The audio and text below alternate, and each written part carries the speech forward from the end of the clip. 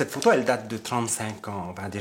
Ben tiens, c'était bien avant que j'arrive à la rue Curiole. C'était pendant une période où j'étais venu les toutes premières fois en vacances avec une amie. Et c'est juste en face, en fait, de la rue Curiole, qui est tout en face. Ici, on arrive à voir le poteau qui est juste en face du kiosque, de l'autre côté.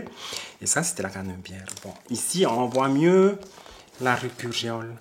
Et actuellement, à cet emplacement, si vous le voyez bien, il y a la grande librairie Maupetit. Hein? Aujourd'hui, c'est Maupetit, mais à l'époque, c'était un très très grand bar qui avait au coin juste en face du tabac. Et jamais j'aurais pu imaginer qu'un jour, j'allais y être dans cette rue-là. On la voit bien, la rue Curiole, qui arrive jusqu'à la plaine ici. Voilà. Et à cette époque-là, vous aviez quel âge? Eh bien, à cette époque-là, j'avais 35 ans en moins, j'ai 58 ans, et puis voilà, tu fais ton calcul. Ça va? Ça va. Et du coup, quand vous étiez en Polynésie, qu'est-ce qui a fait que vous ayez eu envie de venir à Marseille? Quand j'étais à Papeete, c'était pas possible. Je dis, je rêve. Est-ce que s'il est possible qu'on puisse devenir des femmes? Et quand on a su que c'était possible, j'avais absolument, moi aussi, eu envie de subir cette vaginoplastie. Donc c'est comme ça que j'étais venu à Marseille et à la rue Curiole pour pouvoir très vite gagner de l'argent et subir cette vaginoplastie. Je m'appelle Touria, je viens de la Polynésie française. Je suis arrivé en France en 1990. Et puis j'ai cherché du travail, j'ai pas trouvé du travail et j'ai intégré le milieu de la prostitution vers ces années-là. Ça fait combien de temps que vous êtes dans la rue Curiole? Ça fait 15 ans. Enfin, en France, ça fait plus. À la rue Curiole, ça fait 15 ans. Je suis là. Et vous pouvez m'expliquer votre parcours depuis que vous êtes arrivé de Polynésie? Qu'est-ce que vous avez fait? D'abord Paris, ensuite... Vous pouvez m'expliquer tout ça? J'étais danseuse à Paris. Après, je suis partie à Nice, toujours dans le domaine de la danse. Et je suis partie à Barcelone, chez des amis, toujours dans le domaine de la danse.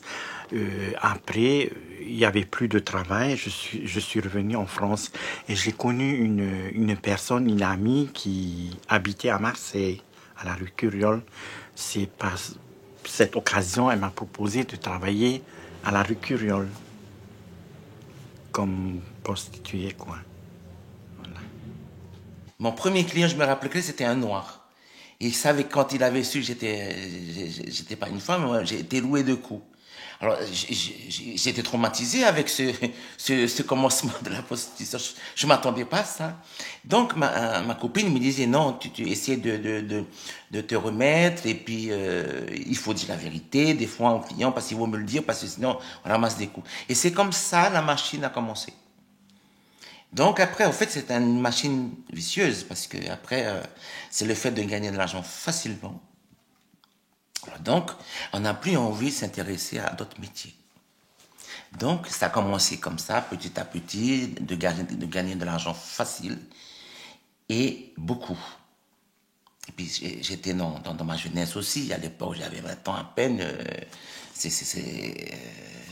Voilà, et donc ça marchait pour moi. Alors donc, au fait, dans ma tête, j'ai dit, tiens, je vais rester en France au lieu de rentrer chez moi en Polynésie. J'ai préféré rester, puis j'ai commencé à continuer à faire ça.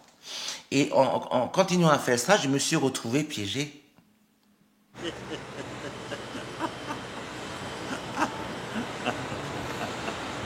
vais vous danser une danse tahitienne.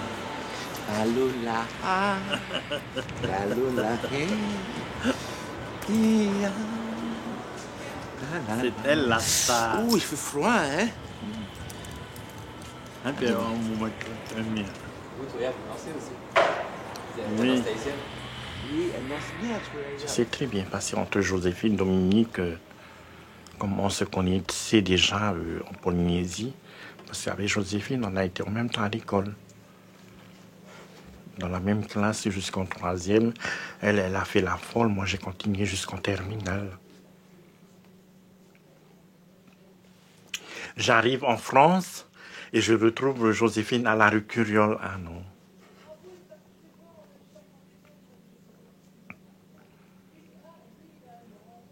Et puis voilà. Hein. Et vous ne saviez pas que Joséphine était dans la rue Curiole quand vous êtes arrivé? Je ne savais pas qu'elle était là. Je suis arrivé le premier jour, j'ai vu cette tête, j'ai dit, mais elle a bien changé. Hein.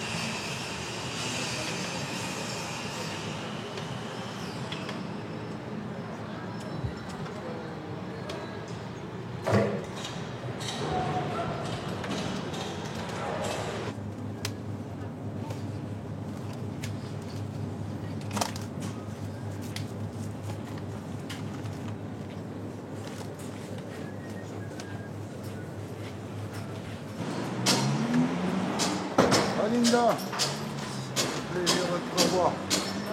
Ça va?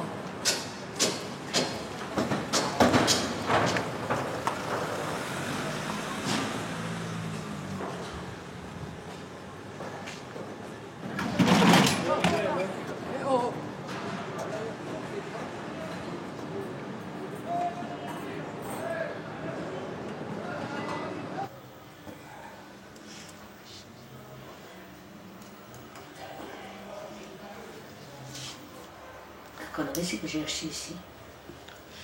Ne dis pas la connerie que j'ai acheté oui, ici. ah Ça- oui, marché, quand oui. tu l'as acheté, ça marchait. Ah hein. non, mais là-bas en bas, ça marche aussi. Oui, oui, ah oui, écoute, hein, en tout cas, ils Ah ont oui. vendu, ils ont Eh fermé ben aussi. oui, hein. oui, mais ils ont vendu quand même. Ici, Voilà. tu peux vendre, tu peux pas vendre. Ah oui, tu Ici, tu peux arriveras. vendre, je peux pas vendre. Mais attends que la rue, je te dis, Parce que elle c'est une finisse. rue un peu spèche. C'est vrai que Personne n'y vient ici dans cette rue. c'est vrai, Geneviève, que tu galères, mais dès Faut être qu'elle va gaga être pour venir dans piétonne cette et rue de tout, merde. ce sera un bon truc à prendre. Hein. Ouais, ben, j'en sais rien. Pour en faire, je sais pas ce qu'ils en feront, mais quoi. Ouais, ils feront. Ils feront ce qu'ils veulent, hein. Mais quoi. Hein, ce sera quand elle deviendra piétonne et tout. Si je passais à la vente, j'aurais jamais acheté ici. Si. Mais oui, si. Si pour j'en le- avais, je serais. Hein. Ouais, moi aussi. Si. Pour de bon.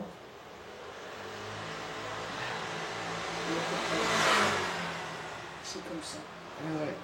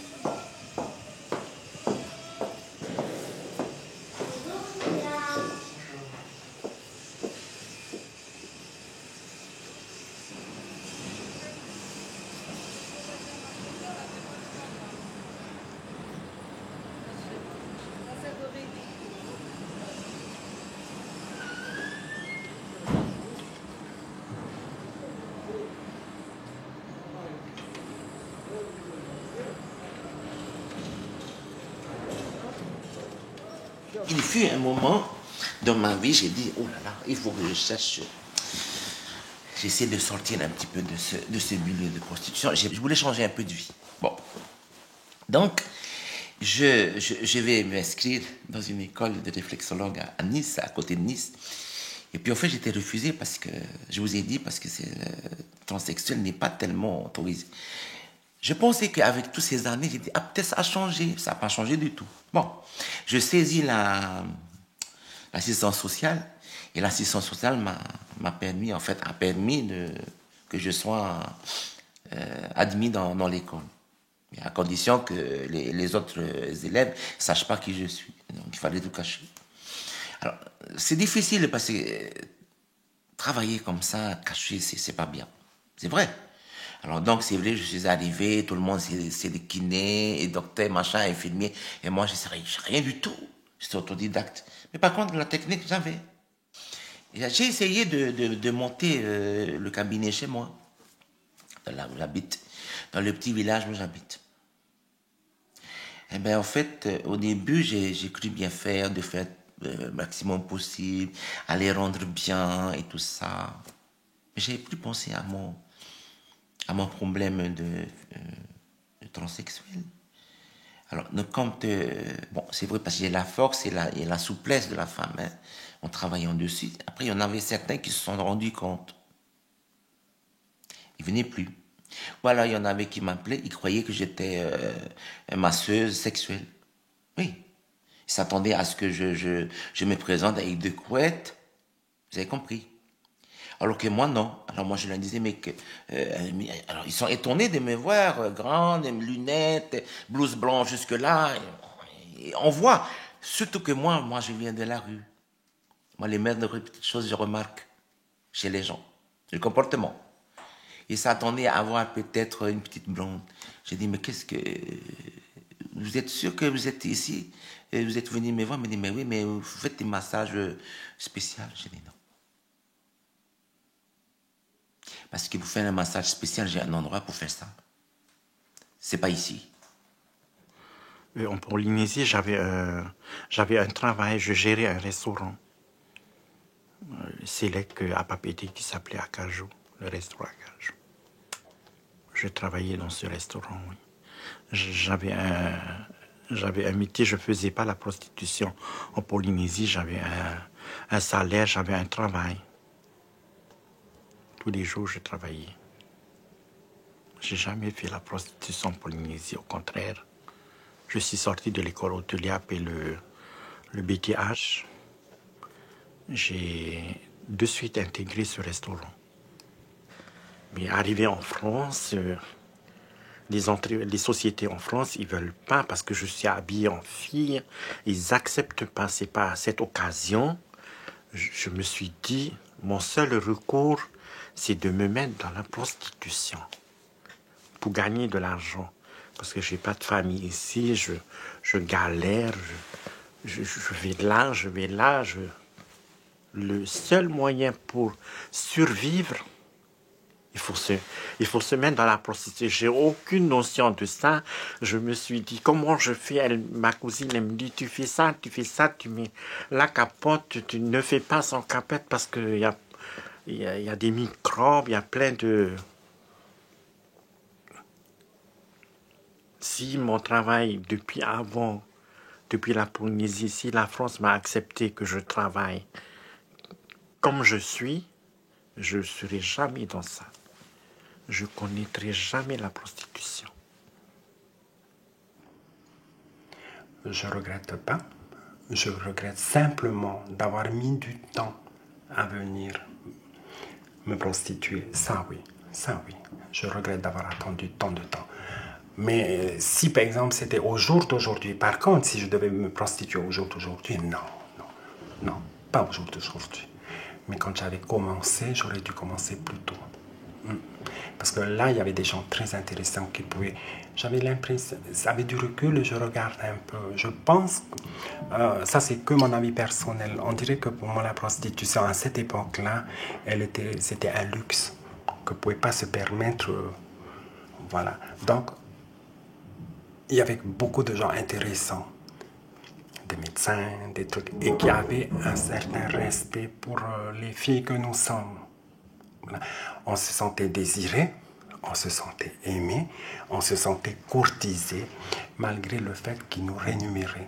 Et ça, c'était génial. J'avais pas l'impression d'avoir Moi, je parle que pour mon cas. Hein. Ça, il faut être clair. Hein.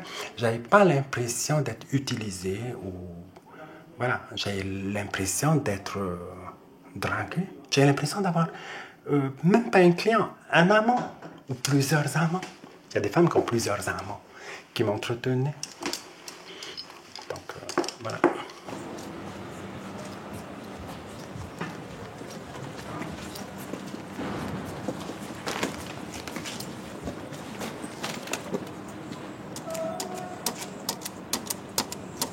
J'ai du riz, sauf que c'est du riz niçois. C'est pas du riz cantonné. Hein. Il y a tout et encore plein d'argent. Il y a tout. Allez, merci.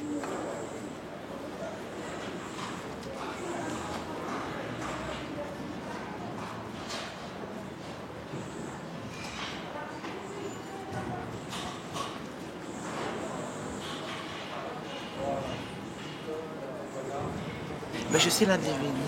Mais je suis ravie de vous rencontrer. Je vous ai vu en photo avant, Vous m'avez vu en photo après, avant et oui, après, dans voilà. livre. Dans le livre, voilà. Bon. Ah, c'est gentil d'être venu me féliciter.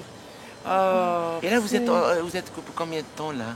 Je ne sais pas, peut-être Ah. quelques jours, peut-être jusqu'à début octobre. Ah, d'accord. On aura l'occasion de se revoir. Avec grand plaisir. Et puis après, nous allons boire un petit café. Avec grand plaisir, d'accord. ah, vraiment, vraiment. Ok. Parce que là, il faut oui, que je oui. continue mon Je vous en tournage. prie, je ne vais pas vous Ok. interrompre. Bon, alors à la prochaine. Oh, je suis ravie. contente. Comment vous appelez? Comment vous appelez? Karine. Karine, d'accord. Karine Voilà. et la divine. La divine. Voilà, bah peut-être. On veut.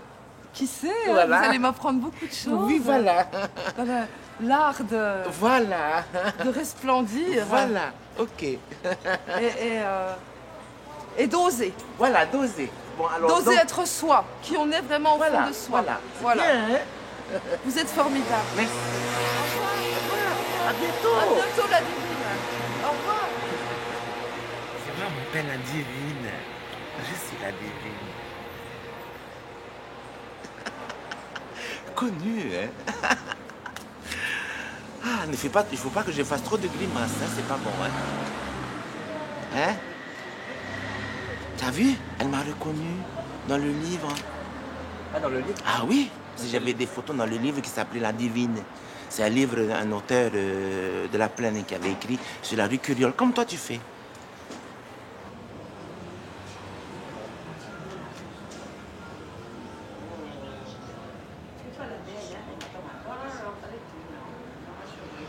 Mais non, je fais pas la belle.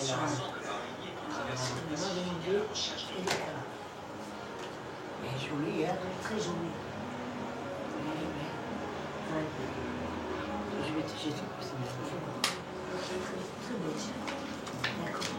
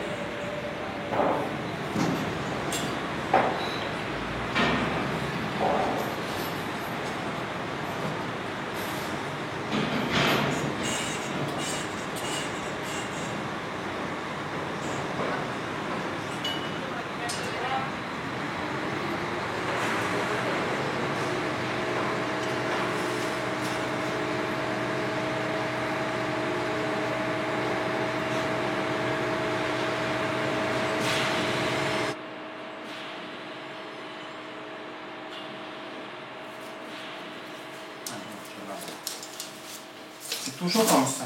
Je mets quelque chose quelque part, quand il s'agit de le rechercher. Alors. Ah, voilà, elle est là. Du coup, c'est vous en Polynésie? Oui. En fait, ça a été pris sur une petite île et c'était un pique-nique. Et j'avais fait des cartes de vœux parce que j'aimais bien. Puis voilà. Ben, ce portrait, c'est une amie, Ivana, qui est la cousine germaine de Joséphine. Et j'ai une très grande tendresse pour cette personne parce que pareil, voilà, on se connaît de tout petit. Hein? On a évolué ensemble. C'est la première qui est arrivée à la rue Curiole. C'est la première qui s'est faite, qui a eu une vaginoplastie. Voilà. Et tout, elle a eu un parcours vraiment génial. Et tout, elle a fait énormément de choses. Elle s'est mariée plusieurs fois et aujourd'hui, elle voyage énormément. Et ce tableau, en fait, jamais j'aurais imaginé qu'elle aurait pu faire quelque chose. Elle fait énormément de très belles choses aujourd'hui. Pareil pour un travail. Elle a eu travaillé comme esthéticienne. Elle a fait des études d'esthétique, des trucs comme ça pour pouvoir sortir de cette rue. Donc, je sais qu'on peut y arriver. Et elle en est la preuve. Faire la prostitution, j'adore. Et en plus, dans la rue Curiole. Parce que je suis plus en sécurité dans la rue Curiole. Moi, je ne pourrais pas capable de travailler en voiture. Parce que j'ai mes collègues qui travaillent en route, sur les routes, dans les caravanes, Moi, je ne pourrais pas. Mais je préfère, je suis plus en sécurité. Le fait de travailler chez moi, je monte, il y a un lavabo, il y a tout le confort et tout ça. Moi, je ne peux pas, sinon. Je suis une personne difficile, je vous ai dit. Alors donc, la prostitution, au contraire, non.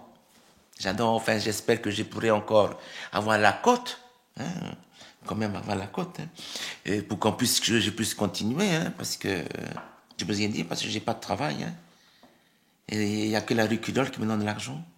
Donc je suis obligé de venir là, pour l'instant, à moins de toucher un petit millionnaire, on ne sait pas. Mais là, la rue Curiole continue encore à me rapporter un peu d'argent. Vous voyez ? À survivre, à payer mes factures. C'est toujours encore la rue Curiole. Jusqu'à quand, je ne sais pas. On ignore. Soi-disant, ils disent que l'argent de la prostitution, ça n'apporte pas bonheur. Moi, ça m'a apporté bonheur. J'ai pu acheter ça, j'ai pu voyager, j'ai pu m'acheter plein de choses. Alors qu'on dit, ça... Peut-être pour l'Église, mais je ne suis pas contre l'Église, au contraire. Parce que je connais la foi. Je suis catholique, j'ai grandi dans le catholicisme, j'ai tout fait, je sais ce que c'est, mais je ne peux pas faire autrement. Je ne gagne pas ma vie si je ne fais pas ça.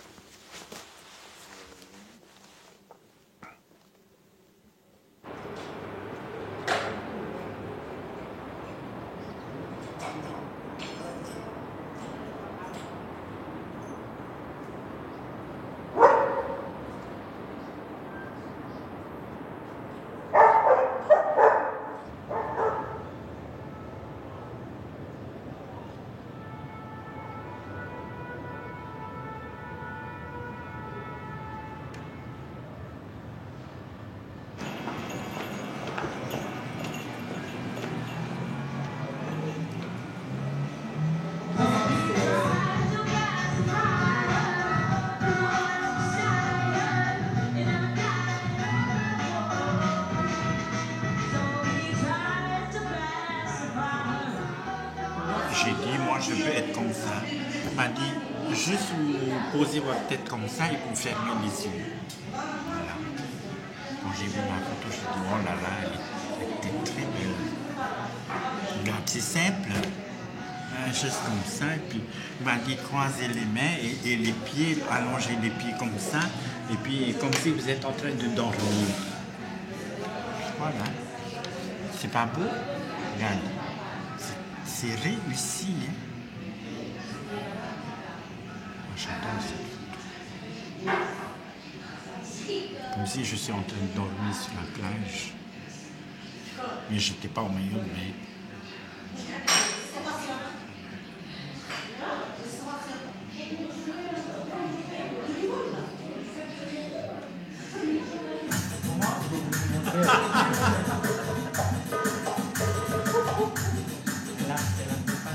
Ouais, c'est vrai. Là, si vous devez juste vous mettre là. On voit les pieds.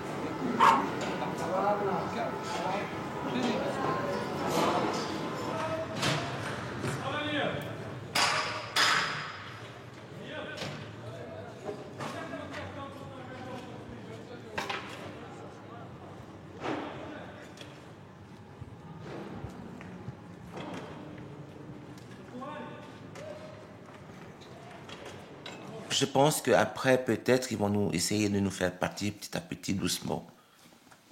Et après tout, ben, ce serait fini, hein, tant pis. Mais il existe l'Internet. Hein. Il y a d'autres moyens hein, de se faire connaître.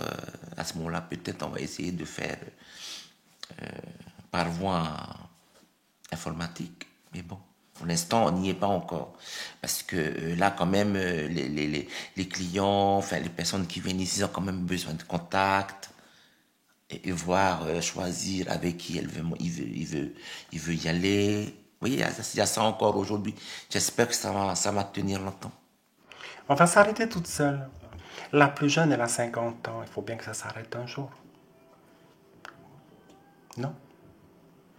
Nous ne sommes pas des toutes jeunes filles. Hein. Je ne pense pas que c'est eux qui vont perturber le flux de clientèle qu'on a. On n'a déjà pas. Et ça va aller encore en descendant. Je ne pense pas que ça soit la venue de ces étudiants qui vont faire que... Il y a déjà une université à côté, pas loin. Ça a changé quoi là? Rien. C'est pas très loin, hein? Moi, je dis, comme je disais tout à l'heure, je ne sais pas si tu as regardé ce que j'ai dit, je pense même pas que s'ils avaient l'intention de nous faire arrêter ça, ils n'auraient même pas besoin de nous arrêter. On va s'arrêter toutes seules, on est toutes vieillissantes. Voilà. Et de moins en moins utiles. Les jeunes d'aujourd'hui, ils ont plus envie de chair fraîche que de chair déjà, non, servie. Il faut essayer un peu de voir la réalité en face.